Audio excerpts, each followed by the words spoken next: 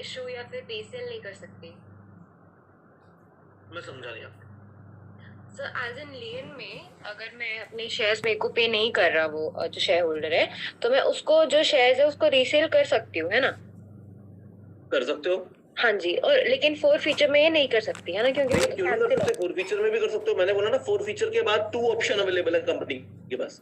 या तो वो उन शेयर को कैंसिल कर दे, या वो उन शेयर को। अच्छा, okay okay sir, thank you. आपने पढ़ा तो होगा 12th क्लास के अंदर। आस्था, आप क्या कॉमर्स बैकग्राउंड से हो? कैसे हो? यस सर, एक्चुअली मैं एकदम से कंफ्यूज हो गई थी लियन के साथ। सही बात है, हमने पढ़ा था रीसेल रेशियो पढ़ा था।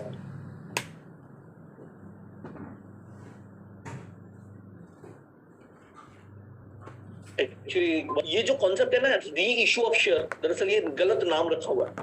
इसका नाम री इशू नहीं होना चाहिए, इसका नाम होना चाहिए sale of share, sale of forfeited share. ये मैंने जीएस ग्रेवाल, जो टीएस ग्रेवाल जी के बेटे हैं, ये मैंने उनको भी बोली थी ये बात। मैंने कहा आपकी किताब के अंदर एक बात गलत लिखी। देखो, री इशू का मतलब समझो। री इशू का मतलब होता है किसी चीज को दोबारा से इशू करना। तो फोरफिट करके री इशू पता कब होता है? आपने एक शेयर फोरफिट किए, फोरफिट करके आपने उन शेयर को कैंसिल कर दिया, फिर उन्हीं शेयर को दोबारा जब इशू करोगे तो उसको क्या कहलाया जाएगा? री इशू। लेकिन अगर आपने फोरफिट करके उनको बेच दिया तो फिर ये री इशू नहीं है, ये सेल ऑफ फोरफिटेड शेयर है। इसका नाम क्या होना चाहिए? Sale of forfeited share. आपने फोरफिटेड शेयर को सेल कर दिया, बेच दिया।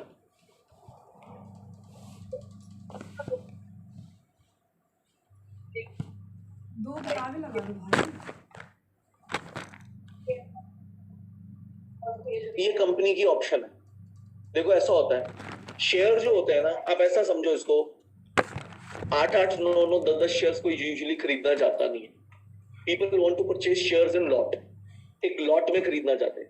और जो ये लॉट में नहीं होते ना शेयर, ये हमेशा सब्सिडाइज रेट पे बिकते हैं, सस्ते में बिकते हैं, क्योंकि एक लॉट नहीं है, कोई बायर नहीं है इसका खरीदने के लिए, है ना? मान लो कंपनी के पास 100 शेयर थे, nobody is ready to buy those 100 shares. लोग कहते हैं यार सब्सटैंशियल अमाउंट ऑफ शेयर्स तो हो तब तो खरीदे कोई। यार ये तो क्या 100 शेयर लेके आ गए हमारे पास, हम एक लॉट में लेना चाहते हैं शेयर, है ना? तो कंपनी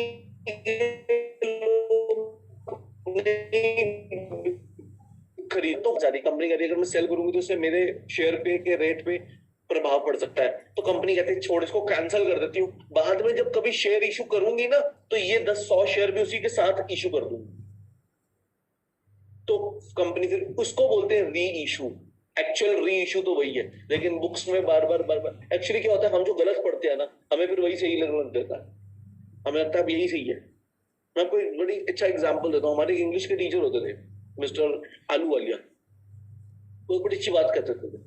जैसे हम कई बार किसी को बोलते हैं ना, who's there, who's there, हम कहते हैं इट्स मी, कहते हैं कि नहीं? who's there, इट्स मी, ये मैं हूं। वो कहता है ये गलत है। इंग्लिश के पॉइंट ऑफ व्यू से देखा जाए, अगर वर्ब और ये सब लगा के ग्रामर ग्रूमर सब देखा जाए तो इट्स आई, इट्स मी नहीं, इट्स आई, ये मैं हूं, आई एम। आई, मैं का मतलब हुआ, मी का तो मतलब होता है मुझे। सारी पेन इसमें रहेंगी, लोग वहां भी गोला बनने लगे बड़े। मी का मतलब क्या होता है? मैं नहीं होता मी का मतलब, छोटी दो मुझे होता है मी का मतलब। छोटी कर दें, लेकिन वो कहता है कि इट्स मी जो है, आप दो चीजें लिखो, इट्स मी और इट्स आई। 99% लोग इट्स मी को टिक करेंगे क्योंकि यही बोला जा रहा है, और जो बोला जा रहा है लोग कहते हैं यही ठीक है।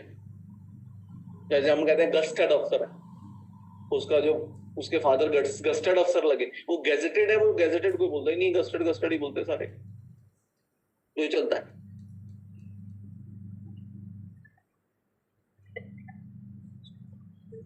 पर वो इसका यही पॉइंट है कि 12th में इतने सारे कॉन्सेप्ट्स को पढ़ाने के लिए कि अगर इसको ऐसा कुछ नहीं, आप कम आंक रहे हो बच्चों को।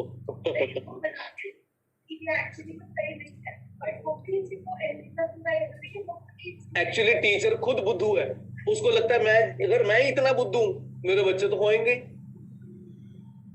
ऐसा नहीं होता। बच्चे टीचर से फार आगे होते हैं। हम वो एक अलग बात है। आप जो चीज आप सोचो ना, 10 साल से मैं साइकिल चला रहा हूं, आपने अभी चलानी शुरू करी है, 10 साल बाद आप भी मेरे जैसे हो जाओगे? नहीं। एक ही कॉन्सेप्ट रोज रोज रोज रोज रोज रोज रोज तुम भी पढ़ाओगे तो तुम्हें भी आ जाएगा पढ़ाना, इसमें कौन सी कोई बड़ी बात है? बट स्टूडेंट न्यू जनरेशन होते हैं, ज्यादा दिमाग होता है उनके अंदर, दे आर फार मतलब they are forward then a teacher. वो टीचर तो बहुत पीछे होता है, टीचर को कुछ नहीं पता होता, उसको सिर्फ अपने सब्जेक्ट के बारे में पता होता है और उसको कुछ नहीं पता, तो बुद्धू होता है टीचर। स्टूडेंट को अपने सब्जेक्ट के बारे में भी पता होता है और इधर उधर की सारी बातें भी पता होती है। मैं जब ऑनलाइन पढ़ाना स्टार्ट किया था शुरू में 2016 में आई स्टार्टेड टीचिंग ऑनलाइन। 15 में मेरे को कंप्यूटर चलाना नहीं आता था, मेरे को स्टूडेंट्स ने सिखाया है। सर ऐसे करो, सर ये करो, सर अब ऐसे करो, सर ऐसे डालो, सर इसमें ऐसे हो जाएगा, सर इसमें ऐसे हो जाएगा। मैं हैरान होता था, यार इसको ये भी आता है, इसको ये भी आता है, इसको ये भी आता है। बच्चों ने ही सिखा दिया कि सर ये करना है, ये करना है, ये करना है, ये करना है, ये करना है। तो मैं कहता था कि चलो ठीक है, हम ऐसे कर लेते हैं, तुम मेरे टीचर, मैं तुम्हारा टीचर, तुम ऐसे मेरे को सिखाओ, मैं तुम्हें सिखाता हूँ, जो मुझे आता मैं तुम्हें सिखाता हूँ, जो तुम्हें आता तुम मुझे सिखाओ। This way it happens. चलो आगे बढ़े, आगे चले।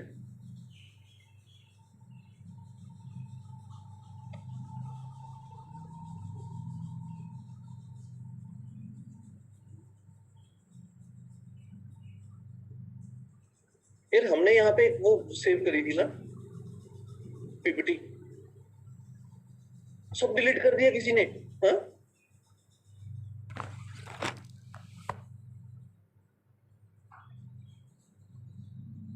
ये क्या बात बनी?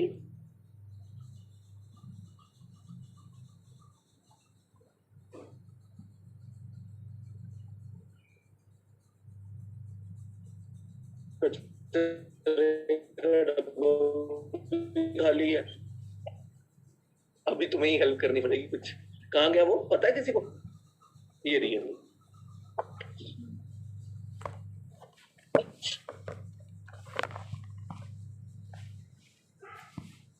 ये था ना।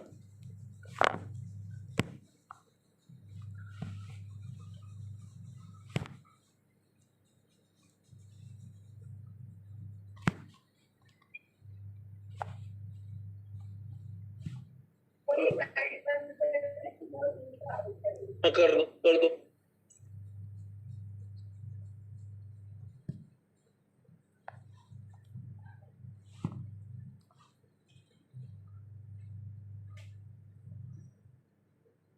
हमने लास्ट लेक्चर में कहाँ तक किया था?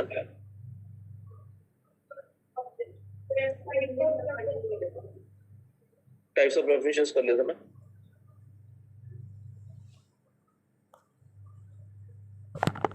चलो आज हम बात कर रहे हैं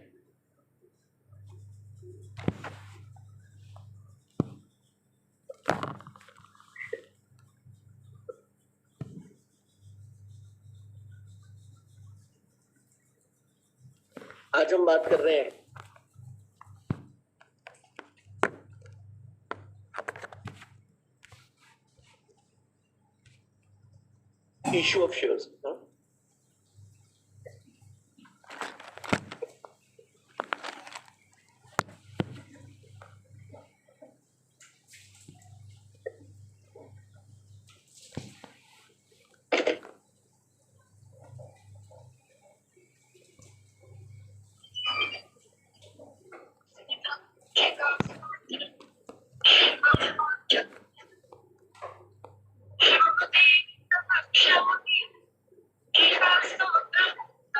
शिवांगी वर्मा म्यूट करो बेटा।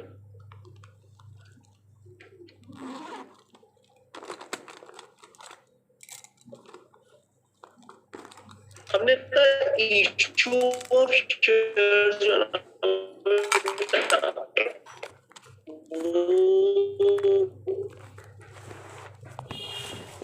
तीन तरीके से हो सकता है। यहाँ पे हम ना बात कर रहे हैं इशू प्राइस की। किसकी बात कर रहे हैं? तो हमने बोला कि सर शेयर बार पे इशू हो सकते हैं, प्रीमियम पे इश्यू हो सकते हैं और डिस्काउंट पे इश्यू हो सकते हैं। पार का मतलब है कि सर अगर मान लो एग्जांपल के तौर पे मेरे शेयर की फेस वैल्यू 10 रुपए है और अगर मेरे शेयर का इशू प्राइस 10 रुपए है तो मैं बोलता हूं शेयर पार इशू। प्रीमियम का मतलब है कि सर अगर मेरे शेयर की फेस वैल्यू 10 रुपए है और अगर मेरा जो है शेयर 10 रुपए से ज्यादा माने इशू प्राइस जो है मेरा मान लो 15 रुपए है या 20 रुपए है वॉट जो भी ज्यादा है, तो हम कहते हैं कि सर इसमें 5 rupees is what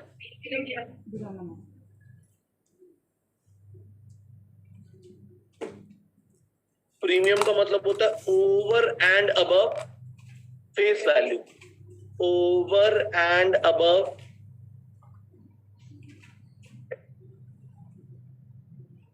face value, है ना। और एक है डिस्काउंट बेटा कि हमारी फेस वैल्यू जो है वो 10 रुपए है और हमारा जो इशू प्राइस है वो मान लो 8 रुपए है, तो हमने बोला हमारा डिस्काउंट कितना है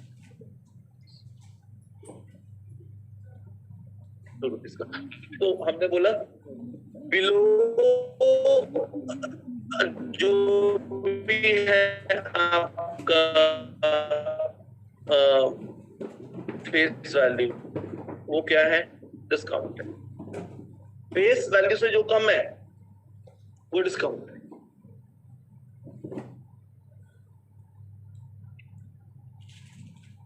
याद रखना मेरे बच्चा, ये तो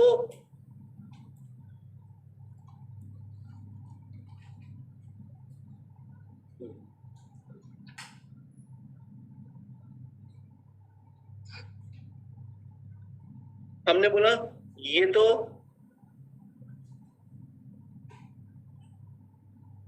डिस्क्रिशन किसकी है बच्चा, डिस्क्रिशन ऑफ कंपनी। क्या कि वो शेयर को पार पे इशू करना चाहती है, प्रीमियम पे इशू करना चाहती है, डिस्काउंट पे इशू करना चाहती है, इस पे इशू करना चाहती है, वो तो उसकी मर्जी है।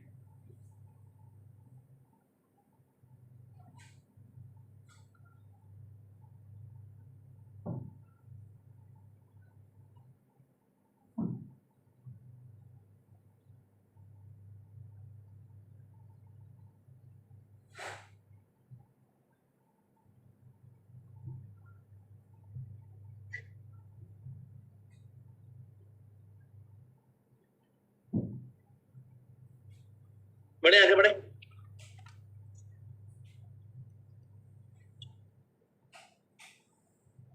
हम बात कर रहे हैं सर सेक्शन 52 की। पहले पार की मैं बात नहीं कर रहा क्योंकि पार तो ओके ही है मामला कि सर जितने का फेस वैल्यू है उतने का इशू प्राइस है, तो उसमें तो ऐसा कुछ खास है नहीं। हाँ, मामला शुरू होता है प्रीमियम से, issue of share at premium, issue of shares on premium.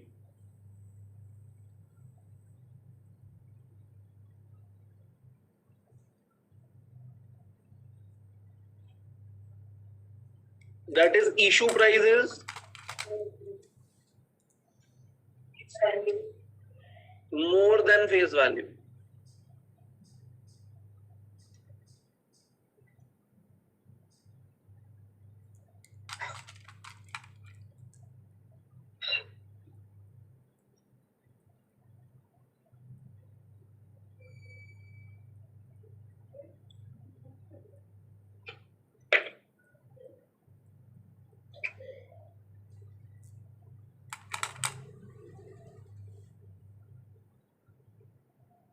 Sir company का फेस वैल्यू 10 रुपए है, कंपनी 20 रुपए पे इशू कर रही है शेयर, क्यों? फेस वैल्यू ज्यादा रख लेते, 20 ही रख लेते।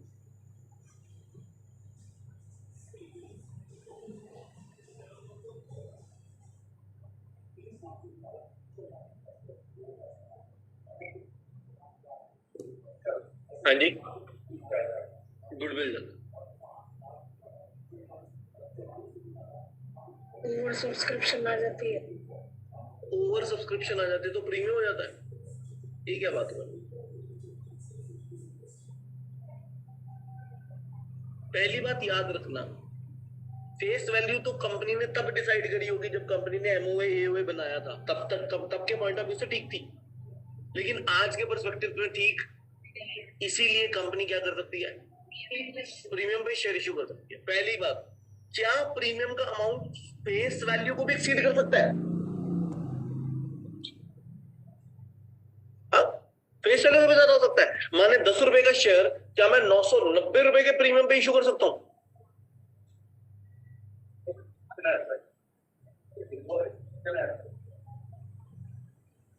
9,000 रुपए प्रीमियम हो सकता है 10 रुपए के शेयर पे।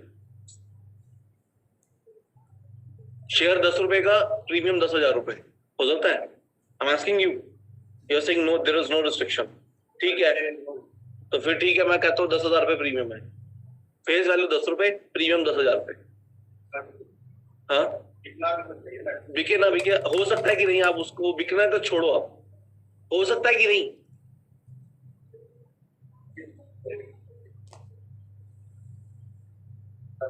हाँ, इस तरह तो नहीं, तो फिर इसका मतलब कोई तो होनी चाहिए limit.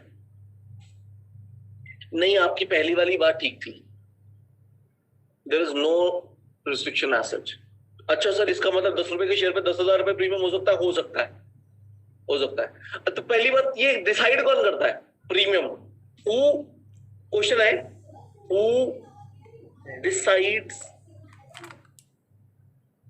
The amount of premium? हाँ जी,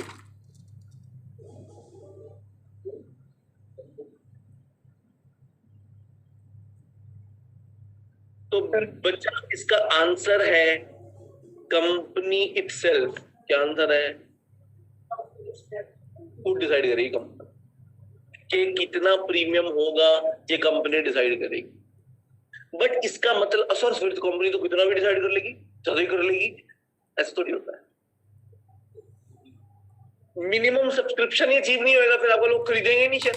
भैया आप मेरे को एक बात बताओ, ये पेन है, हाँ, मार्केट में 10 रुपए का मिलता है, 10 रुपए का मिलता है, मैं कहता हूँ ये प्राइस, इसका प्राइस 20,000 रुपए, ले लो, आप कहते अपने पास रखो, है ना, अचार डाल लो इसका, ये बिकने वाला नहीं है। ये 10-10 रुपए में मिलते हैं, इसकी कोई वैल्यू नहीं है। आप 20,000 रुपए जो बोल रहे हो, इसकी आप बकवास की वैल्यू, माने वैल्यूएशन जो होती है शेयर की, नो डाउट कंपनी खुद करती है, but company has to be very wise, company has to be very vigilant, company has to be very, I mean, aware and awake while determining the price of the share, issue price of the share, because if you overprice a share, you will be unable to sell the share.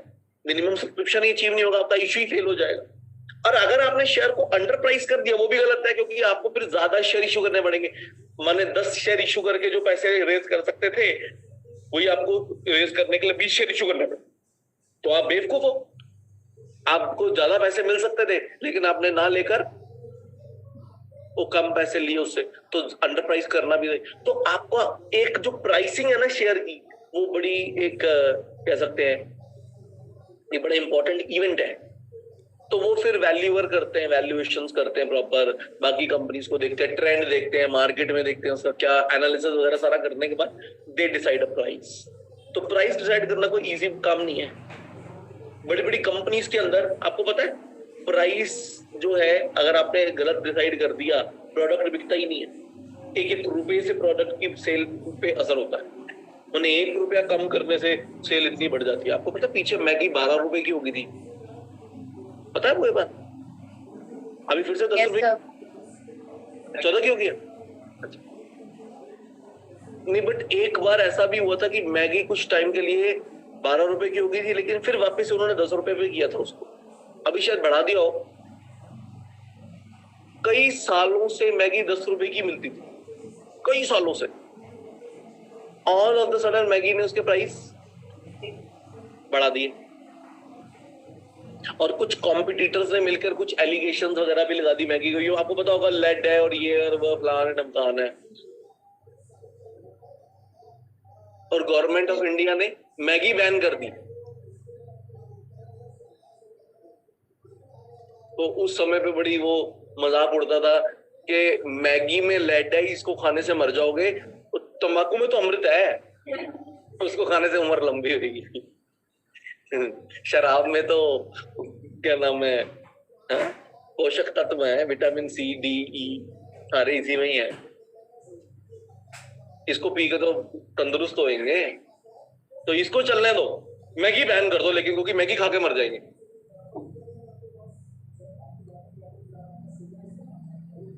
तो लोगों ने बड़ा मजाक उड़ाया था कि government को जो बैन करना चाहिए वो तो कर नहीं रहे। सो उससे तो रेवेन्यू जनरेट होता है ना, उसे तो करेंगे ही नहीं। हाँ जी, सो उससे रेवेन्यू जनरेट होता है ना, अल्कोहल एंड ऑल से, दैट इज व्हाई वो करेंगे ही नहीं। और ये तो बहुत क्या नाम है, हम शान से बोलते हैं कि हमारा टोबैको का जो एक्सपोर्ट है वो इतना हम करते हैं, अच्छी चीज बेच रहे हो। जैसे आपने कभी बुजुर्गों को देखा हो ना, if you ever heard them talking, वो आपस में पता क्या बातें कर रहे होते हैं, मेरी 6,000 रुपए की दवाई आती है, दूसरा कहता है अरे मेरी 10,000 रुपए की, मेरा तो एक इंजेक्शन 800 रुपए का है। ये लड़कियां उनकी उड़ी होती हैं, मतलब उसके ऊपर फ्लॉन्ट कर रहे होते हैं कि मैं ज्यादा रुपए की दवाइयां खाता हूँ, ये अच्छी बात है, वो इस पे फ्लॉन्ट कर रहे होते हैं। अरे हमारे तो हमने टेस्ट कराए 10,000 20,000 रुपए का तो टेस्ट ही हो गए, निकला फिर कुछ नहीं। ये तो क्या चाहते थे, हाँ क्या चाहते थे कि 20,000 लगाया, कैंसर तो निकले एटलीस्ट।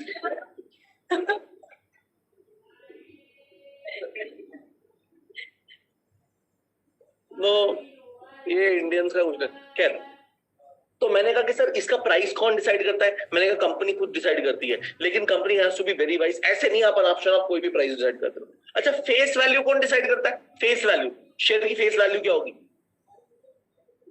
ये भी कंपनी खुद डिसाइड करती है। मैंने वही जो भी फर्स्ट सब्सक्राइबर्स होते हैं, एब्सोल्युटली वही। कंपनी इटसेल्फ का मतलब तो क्या, कंपनी का खुद का कोई दिमाग तो होता नहीं है, कंपनी तो एक आर्टिफिशियल पर्सन है। इटसेल्फ का मतलब उसके बोर्ड ऑफ डायरेक्टर्स या उसके प्रमोटर्स, व्हाटएवर। इन कॉर्पोरेशन के केस में उसके प्रमोटर्स, और during the continuation of the company उसके बोर्ड ऑफ डायरेक्टर्स, वो डिसाइड करते हैं कि कंपनी का। तो मतलब ये जो प्राइसिंग है ये सोनली कंपनी के पास है, कंपनी किसी भी प्राइस पे उसको कर सकती है। तो हमने बोला कि सर दूसरी बात, can premium be more than face value?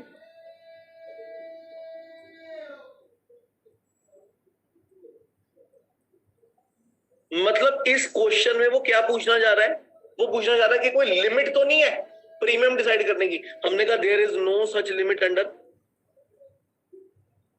No such limit under companies है, कंपनीज एक्ट के अंडर तो ऐसी कोई लिमिट नहीं है।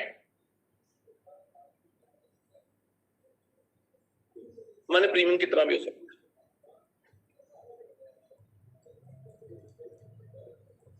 सर अभी आपने बोला था कि कंपनी पहले एमओए में डिसाइड कर लेती है कि फेस वैल्यू कितनी है, मतलब कितनी रखनी है हमें, प्रीमियम बाद में मंगाते हैं। तो जैसे जब कोई शेयर है, जैसे आज के टाइम में वो शेयर 10 रुपए का कंपनी ने डिसाइड कर लिया था, पर 10 साल बाद थोड़ी शेयर की वैल्यू इतनी रहती है, तो उतना वो प्रीमियम भी नहीं मंगा सकते। फिर क्या करते हैं, इशू ऑफ शेयर, आईपीओ लेके प्रीमियम आते क्यों हैं। नहीं मंगा सकती? अब टाटा ने जो 1970 में 10 रुपए का शेयर इशू किया था, वो आज 10 रुपए का थोड़ी करती है इशू, फेस वैल्यू 10 रुपए थोड़ी करती है, प्रीमियम भी इतना नहीं मंगाती होगी। क्यों नहीं मंगाती होगी? 10 रुपए का शेयर है, 10 साल बाद उसकी वैल्यू 10 रुपए नहीं रही, हो सकता 200 रुपए होगी उसकी वैल्यू, तो 190 रुपए प्रीमियम कर दो, 190 रुपए का प्रीमियम कर दो। प्रॉब्लम क्या है? क्वालिटी है,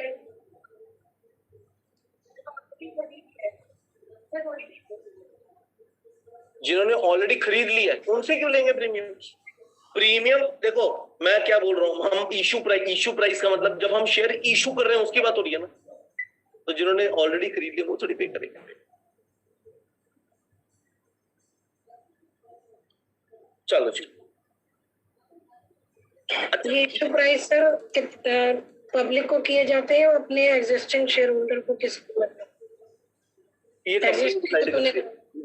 दीदी का क्वेश्चन है कि सर ये जो हम शेयर इशू कर रहे हैं अपने एग्जिस्टिंग शेयर होल्डर को शेयर इशू करते हैं या हम पब्लिक को शेयर इशू करते हैं? हमने कहा ये कंपनी डिसाइड करती है कि उसको किसको करने हैं। हम अपने एग्जिस्टिंग शेयर होल्डर को ही करना चाहता है तो शेयर कंपनी राइट इशू लेके आती है। राइट इशू समझते हो ना? अपने एग्जिस्टिंग शेयर होल्डर, अगर आप एग्जिस्टिंग शेयर होल्डर के अलावा किसी को करना चाहते हो पब्लिक इशू लेके आओ, फिर आप पब्लिक इशू लेके आओ।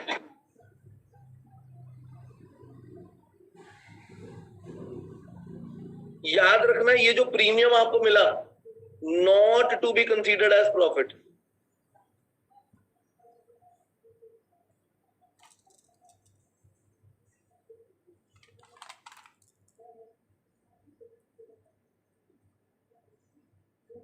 पहली बात सर आप इसको प्रॉफिट नहीं कंसीडर कर सकते। Not to be treated as free reserves.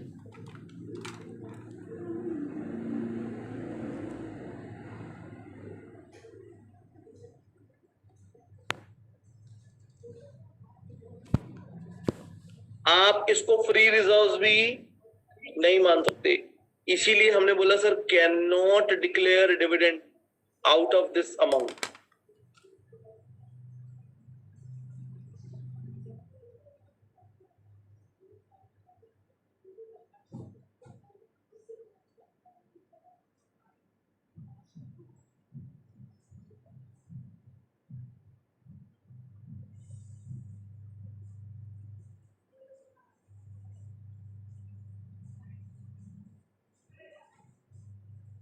हमने बोला कि sir money received as a premium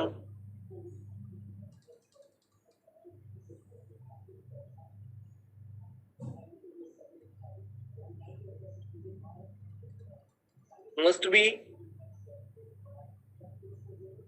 transferred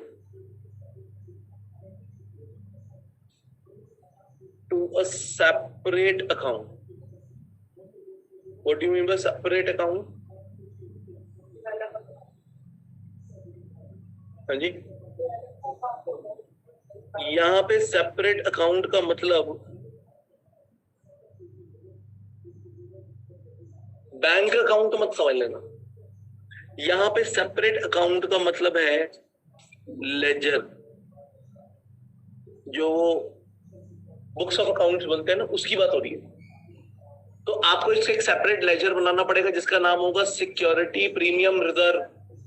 क्या नाम होगा?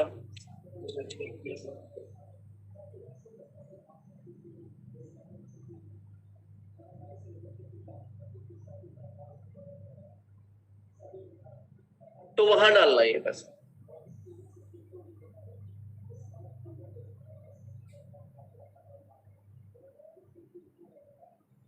और पता क्या कह रहे हैं?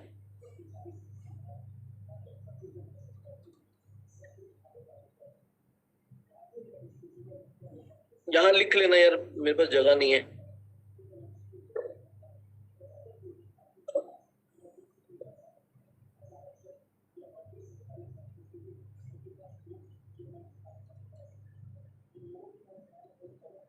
यहाँ हैश बना के ना मैं आगे नेक्स्ट पेज पे लिख रहा हूँ, आप इसी के नीचे लिख लेना that this money must be utilised for specific purpose.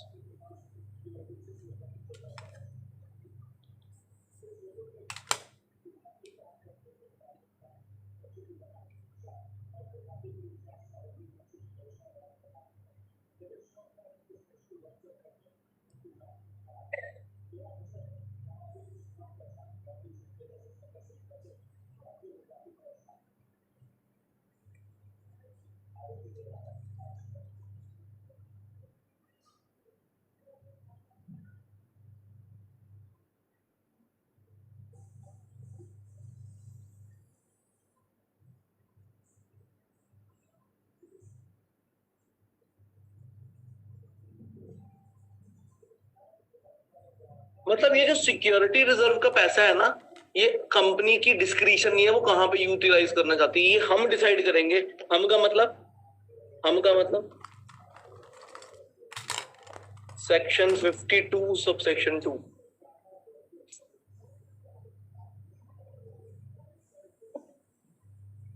पहला वो कहता है आप इससे fully paid up bonus share issue कर सकते हो। क्या कर सकते हो?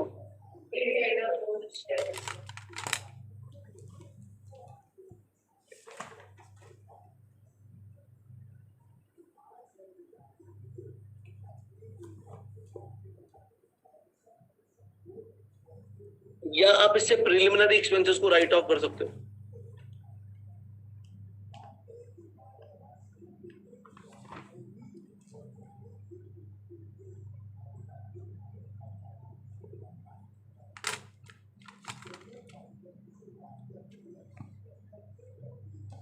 या आप इससे कोई, अगर आपने कमीशन दिया था या कोई डिस्काउंट दिया था ऑन इशू ऑफ शेयर्स या डिबेंचर, उसको राइट ऑफ कर सकते हो।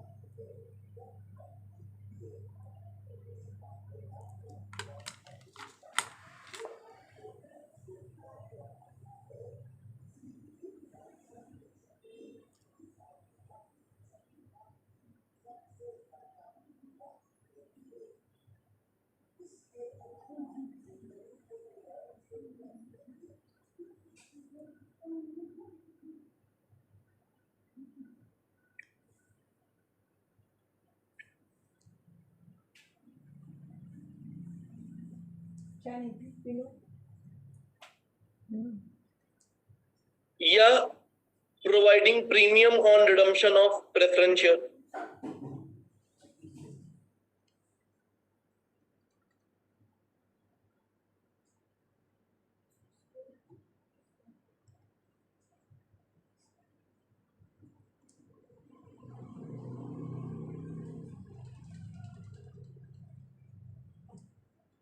या डिबेंचर।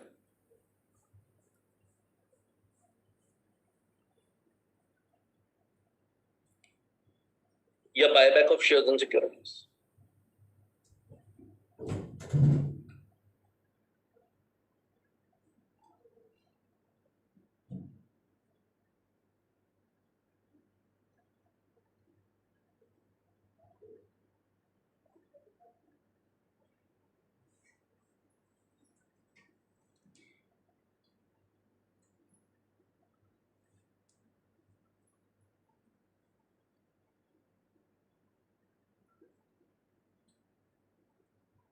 आप देखो इसमें दो ही ऐसी जगहें हैं जहां पे मनी एक्चुअली यूज हो रहा है। बाकी ये तीन इंस्टेंस में तो क्या हो रहा है? ये तो सिर्फ बुक एंट्री है ना, वो पैसा थोड़ी यूज हो रहा है। मेरी बात समझ में आई कि नहीं?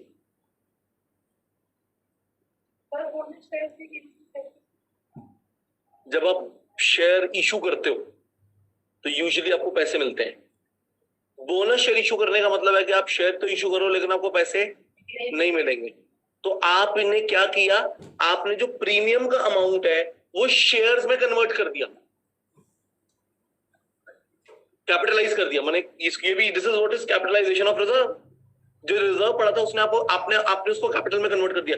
एक बार आपने इसको शेयर्स में कन्वर्ट कर दिया इस पैसे को, अब तो आप इसको कहीं भी यूज कर सकते हो,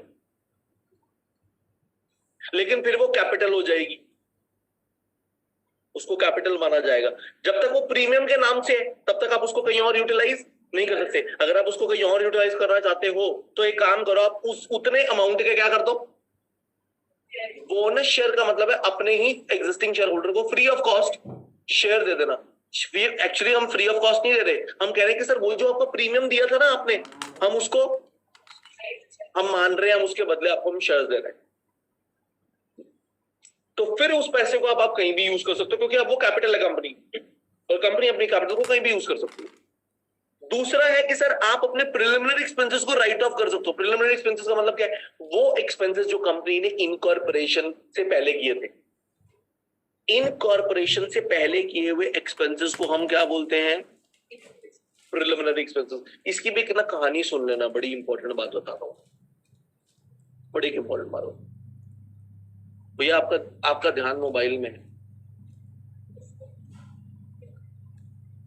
अच्छा ऑनलाइन देखो, देखो आगे नहीं आ सकते, आगे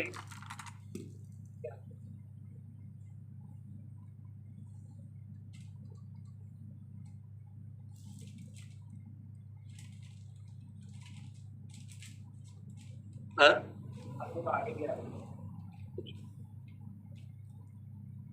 उनको प्रॉब्लम होती है, उसके चक्कर में तेरे को प्रॉब्लम हो रही नहीं। भाड़ में जा, उनको होती है प्रॉब्लम। मैं जब क्लास अटेंड करता था पगड़ी पहन के जाता था और सबसे आगे बैठता था, तो बच्चे कहते थे यार हटना, यार हमें दिख नहीं रहा, यार हटना हटना। मैं भाड़ में जाऊं, नहीं दिख रहा, आगे बैठो आके। 7 बजे की क्लास में 6:30 बजे क्लास में पहुंचते थे, तो अभी लॉक्स भी खुले नहीं होते थे इंस्टीट्यूट के, ताला भी नहीं खुलता था, क्योंकि वो 7:30 बजने में 10 मिनट पे खुलता था। तो हम 6:30 बजे लाइन लगा के खड़े हो जाते थे। तो मेरा नंबर सबसे पहला है, सबसे आगे बैठना है। लड़ाइयों बवाल हो जाते थे आगे बैठने के चक्कर में, मतलब मार्क खराबा हो जाता। आज पता नहीं why students are so reluctant आगे बैठने के लिए, वेरी रिलक्टेंट आगे बैठ। हाँ नहीं सर, नहीं सर, नहीं। अरे क्या हो गया भैया?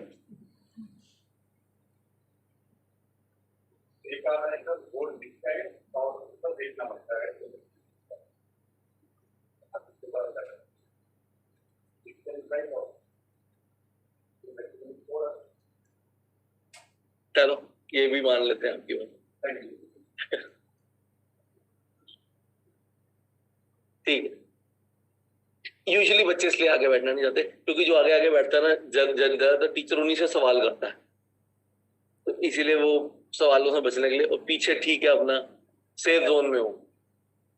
टीचर की नजर जिस पे पड़ रही है उसको तो बड़ा सतर्क होकर बैठना पड़ता है, उसको तो बड़ा एक्टिव होकर बैठना पड़ता है।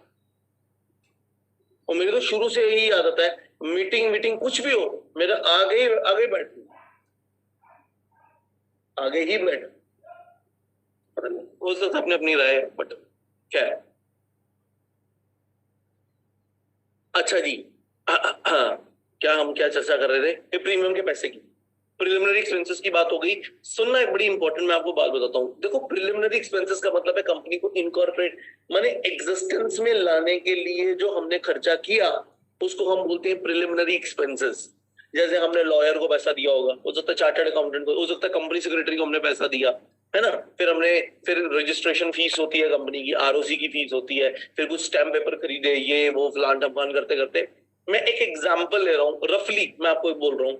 मानकर चलो कंपनी इनकॉर्पोरेट करने में मोटा मोटी सारा मिल मिला के 30-40,000 का खर्चा हो गया, 30-40,000 रुपए का खर्चा होगा कंपनी इनकॉर्पोरेट कर। अब आप मुझे बताना, सोच के बताना, हर कंपनी का एक जेस्टेशन पीरियड होता है। जेस्टेशन पीरियड समझता हो ना?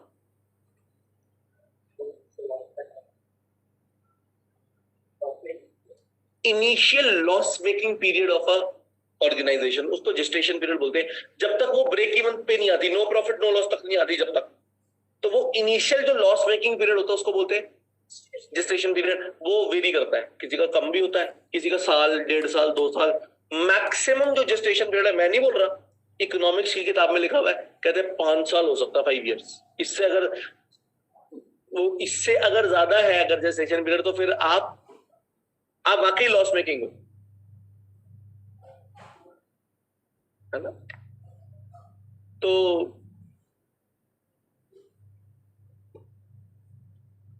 अब सोचो ये, अच्छा एक्सपेंसेस कहां से राइट ऑफ होते हैं?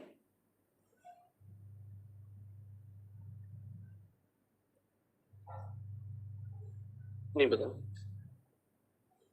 कमाल ही कर दिया।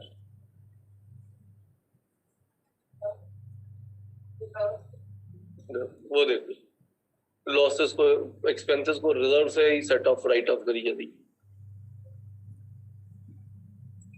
अरे प्रॉफिट एंड लॉस अकाउंट बनाया है कि नहीं? एक्सपेंसेस को किससे राइट ऑफ करते हो? Right hand side, left hand side expenses लिखते हो, राइट हैंड साइड रेवेन्यू से राइट ऑफ होते हैं, इनकम से राइट ऑफ होते हैं। ठीक बोल रही हो। लेकिन सोचो ये प्रिलिमिनरी एक्सपेंसेस 30,000 40,000 जो मैंने खर्चा किया, मैं पहले साल अगर मैं इसको राइट ऑफ करूं, इस एक्सपेंस को, तो मेरे पास तो कोई प्रॉफिट होंगे ही नहीं, फर्स्ट ईयर तो मेरे पास कोई प्रॉफिट नहीं होंगे सर्टेनली।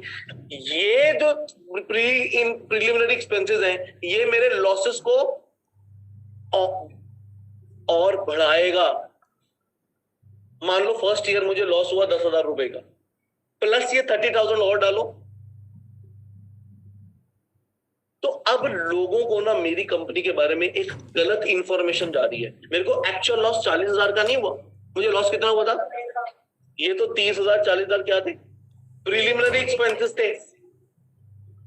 तो कोई कंपनी नहीं चाहती कि मेरे लॉसेस ज्यादा आ जाए, क्योंकि फिर लोग रिलाय भी नहीं करते ऐसी कंपनीज के ऊपर। इसीलिए मैंने नहीं, अकाउंट्स कहता है कि ये जो प्रिलिमिनरी एक्सपेंसेस है ना, आप इनको over the period of time, माने ऐसे साल 2 साल 3 साल 4 साल 5 साल, माने 8 साल दिया उसने, 8 साल दिए कि 4 साल दिए प्रिलिमिनरी एक्सपेंसेस को राइट ऑफ करने के लिए? मेरे 5 साल दिए। प्रिलिमिनरी एक्सपेंसेस को आप 5 इयर्स में राइट ऑफ कर सकते हो। इसका मतलब मेरे को सारा का सारा 40,000 पहले साल में राइट ऑफ, मैं कुछ अभी कर दूं, कुछ अगले साल कर दूं, कुछ उसके अगले साल कर दूं, ऐसे थोड़ा थोड़ा करके राइट ऑफ करूंगा तो मेरा इंपैक्ट कम आएगा, जो मेरा प्रॉफिट और लॉस है उसके ऊपर इंपैक्ट थोड़ा सा कम आएगा। लेकिन अब आप मुझे एक बात बताओ, मैंने प्रिलिमिनरी एक्सपेंस किया 30,000 रुपए, जिसमें से राइट ऑफ सिर्फ 10,000 ही किया। 20,000 जो पेंडिंग है वो क्या है?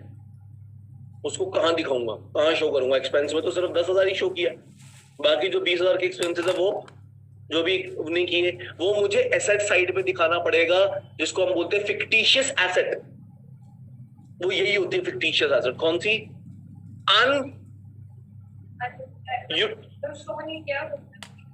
प्रिलिमिनरी, उसका नाम होता है preliminary expenses not written off. उसका क्या नाम होता है?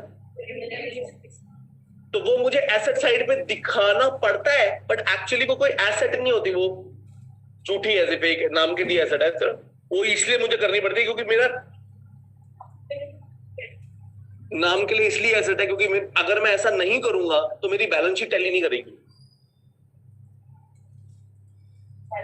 कुछ ना कुछ तो करना है ना मेरे को अपनी बैलेंस शीट को भी तो बैलेंस करना है ना, टैली करना है ना, तो मुझे जबरन उसे एसेट साइड पे दिखाना पड़ता है, इसलिए ताकि मेरी बैलेंस शीट टैली हो जाए। अब क्योंकि एसेट साइड पे आ गया, कई लोग ऐसा ना समझे कि ये कोई एसेट है 20,000 रुपए की, ये भी गलत है। तो ये अगर मेरा लॉस समझ लेता है कोई ये गलत था, तो एसेट समझ ले ये भी तो उतना ही गलत है। इसलिए मेरे को इसका नाम लिखना पड़ता है फिक्टिशियस एसेट। मैं लिखता हूं बैलेंस शीट में, this is a fictitious asset, इसको एसेट मत समझ लेना, ये तो मेरा नॉन रिटर्न ऑफ एक्सपेंस है। ऐसे ही एक होता है advertisement expense not written off, क्योंकि एडवर्टीजमेंट एक्सपेंस आप 1 साल ही करते हो, लेकिन उसका बेनिफिट आपको 4 साल 5 साल तक होता है। तो मैं नहीं कह रहा, अकाउंटिंग कह रहा है कि एडवर्टीजमेंट एक्सपेंसेस को भी आप over the period of time right off कर सकते हो, सारा एक ही साल राइट ऑफ करने की जरूरत नहीं। तो ये प्रिलिमिनरी एक्सपेंसेस मेरे पास पड़े हुए थे। मेरे से एक स्टूडेंट पूछता है कि सर जो एक्सपेंस आपने वो की है at the time of incorporation, उसको आप इतने साल के बाद अब राइट ऑफ कर रहे हो, तो वो पड़े होंगे तब तक। तो इसका ये आंसर है कि क्यों पड़े हुए हैं वो, क्योंकि मैं नहीं कह रहा, अकाउंटेंसी कह रहा आप ऐसा कर सकते हो, उसको बाद में राइट ऑफ कर सकते हो। ऐसे ही आपके जो एक्सपेंसेस हैं, मान लो आपने कोई कमीशन दिया, कोई डिस्काउंट दिया ऑन इश्यू ऑफ शेयर या डिबेंचर, तो इनको भी राइट ऑफ करने के लिए आप किसको यूज कर सकते हो? सिक्योरिटी प्रीमियम रिजर्व को यूज कर सकते हो। लेकिन ये 3 जगहें ऐसी हैं जहां पे ये पैसे एक्चुअली यूज नहीं होते, लेकिन यहां पर तो आपको एक्चुअली पैसे देने पड़ेंगे। जब आप प्रेफरेंस शेयर्स को रिडीम करोगे और रिडम्पशन के टाइम पे कोई प्रीमियम होगा, तो वो प्रीमियम का पैसा आपको एक्चुअली चुकाना पड़ेगा, देने पड़ेंगे वो पैसे, तो यहाँ पे पैसा जाएगा, है ना। और सेकंड वाला जो केस है, लास्ट वाला केस है बायबैक ऑफ शेयर्स, बायबैक का मतलब आपने ही शेयर खुद खरीद लेना। तो जब आप अपने ही शेयर खुद खरीद लोगे तो ये पैसा आपको चाहिए होगा, उनको पैसा दोगे तभी तो शेयर वो देंगे आपको, तो ये पैसे आपको। तो ये 2 केसेस में एक्चुअली पैसे चाहिए। बाकी ऊपर जो 3 वाले केसेस हैं, इन तीनों केसेस में आपको पैसे देने नहीं है, वो पैसे आपके पास ही रहेंगे, you can use that money otherwise. तो अगर आपने प्रीलिमिनरी एक्सपेंसेस को राइट ऑफ कर दिया, एक बुक एंट्री कर दी, now you can use that money, आप अपने हिसाब से उसको यूज कर सकते हो, प्रीमियम के पैसे। सॉर्ट ऑफ हो सकती है, ब्रोकरेज कमीशन हो सकती है, अंडरराइटिंग कमीशन हो सकती है, it could be any type of, which is मैंने जेनरिक वर्ड लिख दिया कमीशन, कोई भी हो, इससे फर्क नहीं पड़ता। सर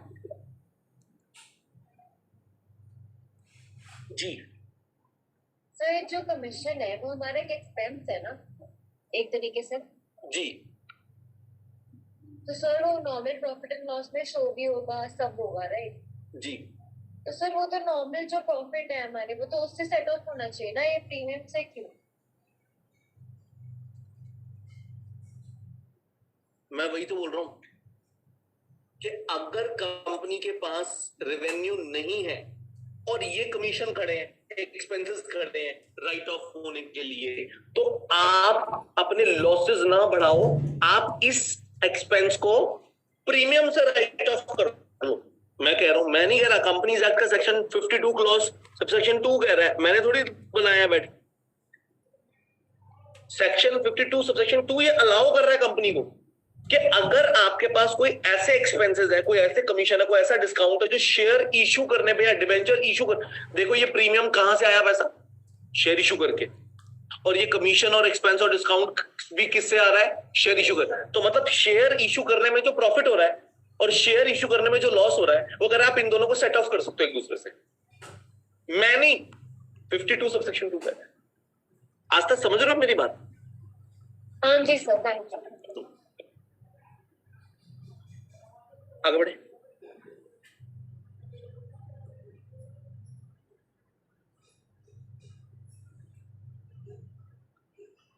चलो, प्रीमियम की तो बात हुई, अब हम बात करते हैं सेक्शन 53 की। That is prohibition on issue of share at discount.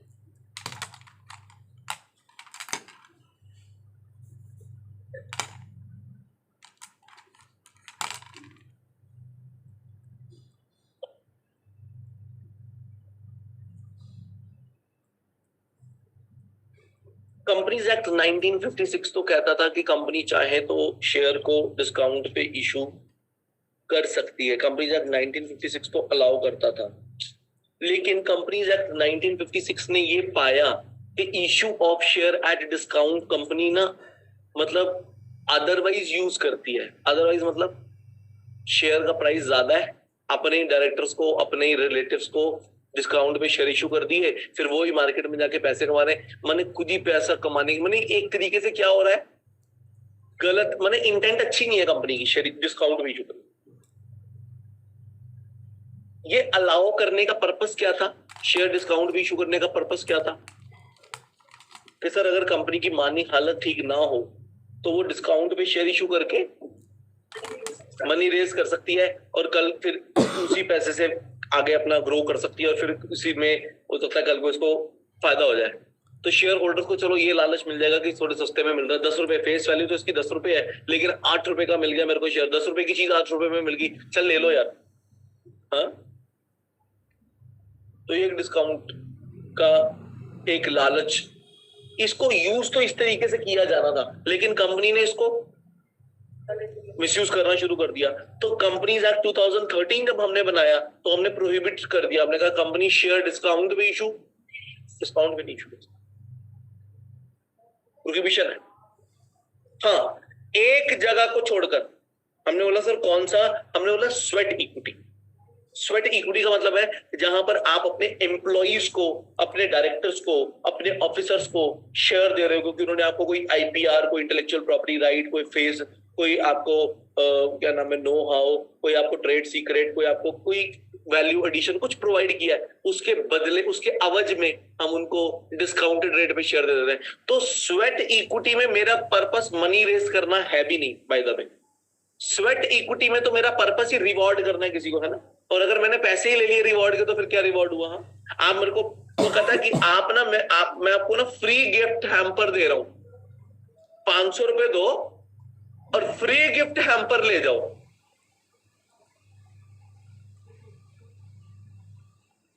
तो बंदा कहता है यार मतलब इतना तो बुद्धू ना समझ तू मुझे, हाँ, कि 500 रुपए दो और फ्री, फिर फ्री क्या वजह, 500 रुपए ही दे दिए हमने, तो फ्री का तो मतलब वो हमें कुछ ना देना पड़े।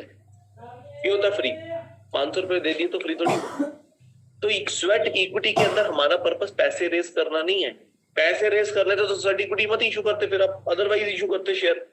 यहां पर तो हमारा पर्पस था किसी एम्प्लॉय को, उसने हमारे लिए इतना भला काम किया, हम उसको रिवॉर्ड करना चाहते हैं। वहां पर वो कहता है आप डिस्काउंट पे शेयर इशू कर सकते हो, वहां पर क्योंकि पर्पस कुछ और है। लेकिन अदरवाइज कंपनी शेयर डिस्काउंट पे इशू, डिस्काउंट पे नहीं इशू। चलो तुम आए नहीं थे ना 2-3 क्लासेस से, क्यों नहीं आए थे? अच्छा। वैसे आजकल सुनने में आ रहा है कोई एक पिंक फ्लू फैल गया है, आई फ्लू। हाँ, तो अगर किसी को थोड़ा सा भी सिम्टम हो घर पे ही रहे, मत आए, क्योंकि वो फैलता है एक दूसरे से। आई फ्लू एक आंख लाल हो जाती है, पिंक हो जाती है, उसको पिंक फ्लू बोल रहे हैं। तो अगर किसी को ऐसे सिम्टम है, don't come to the class, मतलब ये बिल्कुल। कैसा सिम्टम है उसमें? पिंक आई फ्लू, आंखें रेड पड़ जाती है। कल हमने अपने फ्राइडे को हमने अपने ऑफिस से भी 2-4 एम्प्लॉइज को छुट्टी करके भेजा था कि खुद तुम्हारा को बेड़ा घर करवा ही लिया अपना, और सबका ही करवा दो, सबकी पिंक पिंक आंखें हो जाए, गुलाबी आंखें जो। हाँ, मैंने देखने से इन्फेक्शन होता है इसका। भैया को बोलना ना, तो क्या फायदा है? नॉर्मली तो प्रोहिबिशन, हमने कहा कि sir company can not issue share at discount, यहाँ पे लिख लो, ये प्रोहिबिशन है, कंपनी हो गया। Can not issue share eight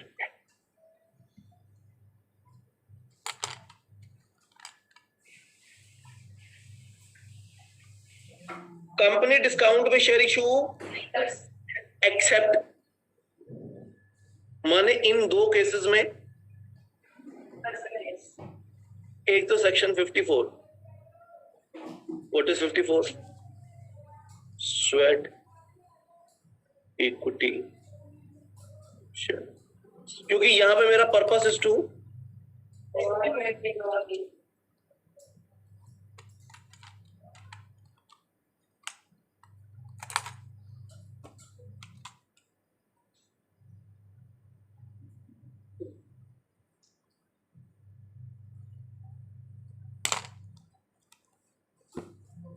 एक इन्होंने डाला सेक्शन 54(2)(a), सबसेक्शन 2।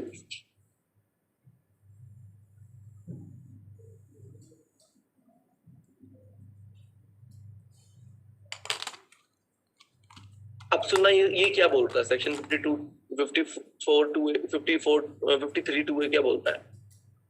53(2)(a) कहता है कि सर एक कंडीशन और है जहां पे आप डिस्काउंट पे शेयर इशू कर सकते हो, वो है कि आप सुन नहीं रहे यार तुम। ओ भैया, क्या नाम है तुम्हारा? सुन लो ना, 53(2)(a), सेक्शन 53 की बात कर रहे हैं ना। 54 तो स्वेट इक्विटी है। अच्छा, 53 है ये, it is 53(2). Issue of prohibition on issue of share discount.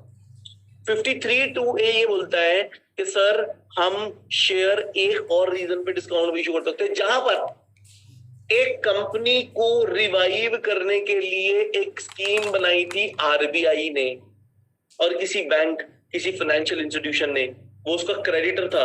आप क्रेडिटर को शेयर होल्डर में कन्वर्ट कर दो। नहीं समझे? नहीं समझो, ऐसे समझो, एक कंपनी थी एक्स लिमिटेड, ठीक है?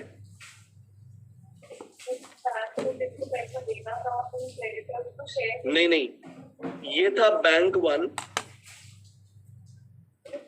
ये था बैंक 2। बैंक 1 ने एक्स लिमिटेड को लोन दे रखा था 10 करोड़ का, बैंक 2 ने भी एक्स लिमिटेड को लोन दे रखा था 5 करोड़। बैंक 1 भी क्रेडिटर है किसका? बैंक 2 भी क्रेडिटर है किसका? अब हुआ क्या, एक्स लिमिटेड फाइनेंशियली वीक हो गई है।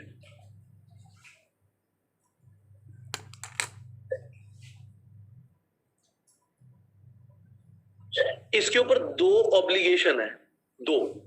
पहली ऑब्लिगेशन है इसको अपना रीपे करना है क्या, और दूसरी ऑब्लिगेशन है कि इंटरेस्ट पे करना जब तक लोन रीपे नहीं किया, है ना। बैंक तो खड़ा है, पैसे हैं नहीं है मेरे को नहीं पता, मेरा तो इंटरेस्ट दे। तो हमने बोला कि सर ये इसकी तो ये कंडीशन अभी नहीं है। हाँ, अगर ये बैंक इसको पुश करना बंद कर दें तो इसका थोड़ा रिवाइव हो सकता है, रिहैबिलिटेशन इसका हो सकता है, लेकिन इसके ऊपर से ये बर्डन अभी हटाना पड़ेगा। तो हमने एक स्कीम बनाई, स्कीम हमने बोला कि भैया ये जो आपने 10 करोड़ रुपए का लोन दिया है ना, कंपनी अब आपको 10 करोड़ के क्या करेगी, शेयर इशू कर देगी। अब आप क्या बन जाओगे, शेयर होल्डर बन जाओगे। लेकिन बैंक कहता है इससे मेरा क्या फायदा है। हेलो, मेरी बात समझ में आ रही कि नहीं। बैंक कहता है मेरा इसमें क्या फायदा है, मैं तो अच्छा भला क्या था, क्रेडिटर था, मेरे को तो पैसे मिल रहे थे, इंटरेस्ट मिल रहा था। अब शेयर होल्डर बनने से क्या होगा, नुकसान भी हो सकता है, पैसे हो सकता है ना भी मिले, मेरे को क्या फायदा।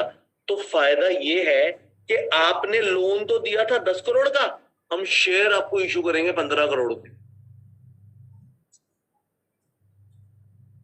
हो गया डिस्काउंट की नहीं भाई, 15 करोड़ की चीज कितने में मिल गई, 10 करोड़ की ही मिल गई।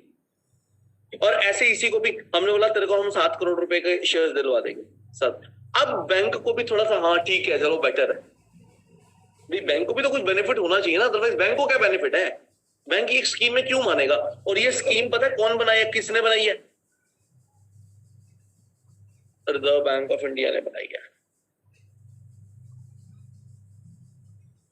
तो ये दूसरा रीजन है जहां पर हम शेयर डिस्काउंट भी इशू कर।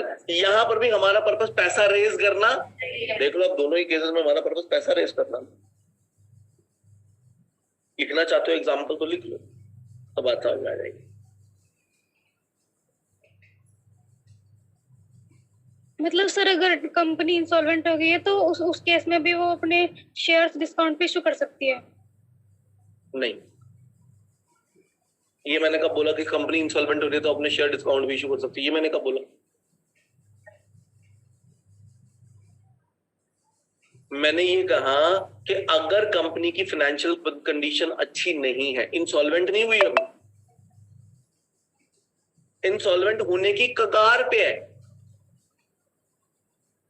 तो रिजर्व बैंक ऑफ इंडिया, देखो अगर कल को ये कंपनी इंसॉल्वेंट हो जाती है तो बैंक भी मरेगा और कंपनी भी मरेगी, और जो एम्प्लॉइज वगैरह है कंपनी के, दोनों को ही नुकसान है। अगर आज ये कंपनी रिवाइव हो जाती है तो दोनों का बेनिफिट है, बैंक्स का भी भला है, इस कंपनी का भी भला है।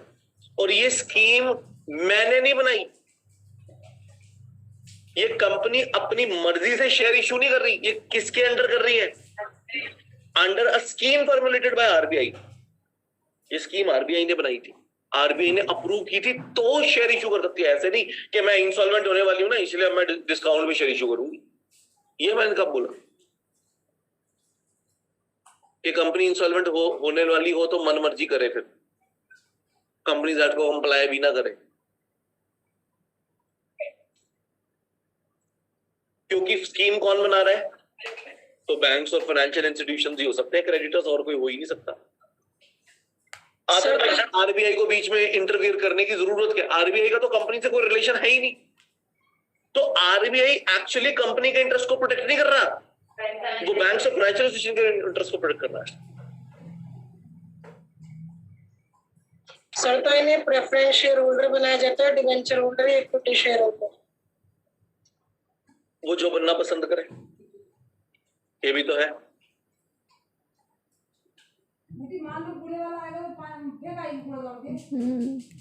डिवेंचर होल्डर तो इसलिए नहीं क्योंकि फिर लोन का लोन ही रहा, हमारा यहाँ पे पर्पस लोन को शेयर में कन्वर्ट करना है, हम डेट को शेयर में कन्वर्ट करना है। डिवेंचर इशू करोगे तो डेट ही रहेगा, फिर तो वो कहानी महंगी वहीं रही, उससे कोई खास डिफरेंस आया नहीं।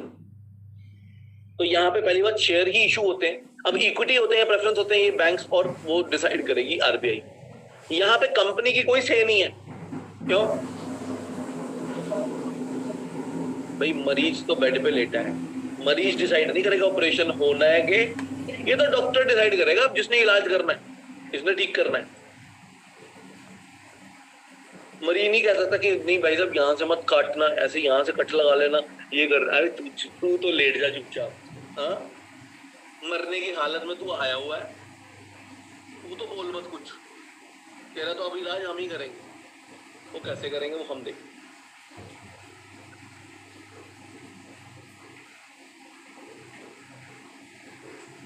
नोट कर लिया? अभी लिखवा रहा हूं।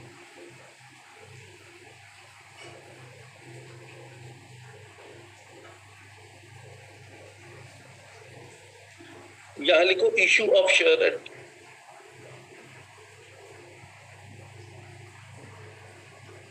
discount to creditors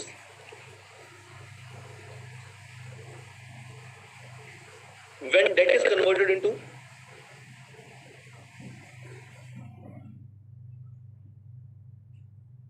share under restructuring scheme of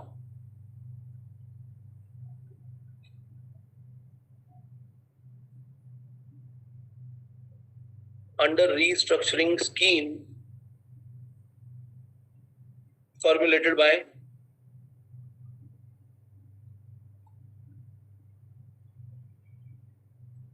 RBI.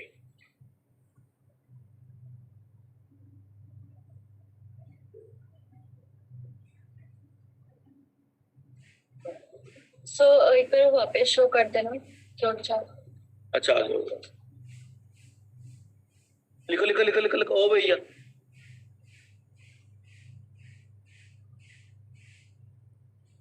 Sir ये अमाउंट भी आरबीआई डिसाइड करती है।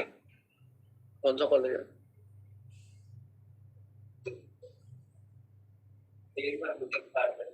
देश बंधु। तुम्हारा, तुम भी कॉलेज में? तुम दोनों ही हो बस, है शिव और राहुल है। सर ये अमाउंट भी कंपनी वो आरबीआई डिसाइड करती है कि भाई 10 करोड़ का कितना हमें उसको देना है। जैसे आपने 15 करोड़ रुपए बताया। नहीं, ये आरबीआई और बैंक भी तो राजी होना चाहिए ना। वो कहता है हम नहीं खेल रहे, है ना। ये तो चीटिंग है। ऐसा ना हो ना बैंकों के ऊपर हार्डशिप।